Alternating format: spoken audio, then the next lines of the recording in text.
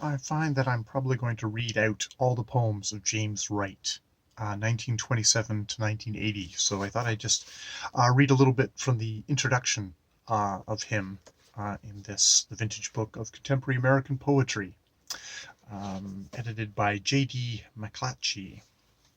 So James Wright, yes, 1927 to 1980. James Wright was born in Martins Ferry, Ohio, and many of his strongest poems return to the abandoned factory towns and lonely farms of the Midwest to "the ache and sorrow of darkened earth." His speakers and subjects are often the alienated or socially outcast, in whose desolation the poet searched for salvation. Trying, he wrote, "to make poems say something humanly important instead of just showing off with language." Wright's first books, influenced by Thomas Hardy and Edwin Arlington Robinson, still give evidence of a practiced formal grace. After working with Robert Bly on translating the works of George Trakl and Latin American poets, Wright evolved a new style of the "deep image."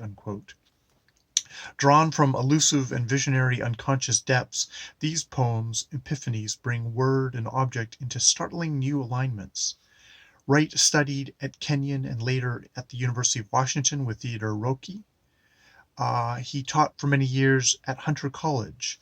His collected poems won the Pulitzer Prize in 1972. So yeah, that is James Wright, and I've already read a couple of his poems out loud, and it's interesting just how kind of poems can strike you. I read Autumn Begins in Martins Ferry, Ohio, and I also read the very long titled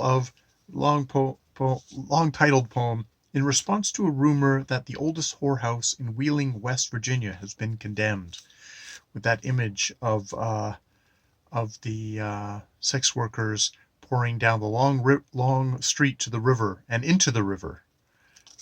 Yeah. Just strikes me. So that's who I'm gonna kind of go through his work, starting off with a very long poem, "At the Executed Murderer's Grave," and it is multiple parts, which I'm going to just take advantage by doing each part as a little separate video on its own. Thus reading that for the next few days, just in little chunks. All right, so yeah, that's coming up.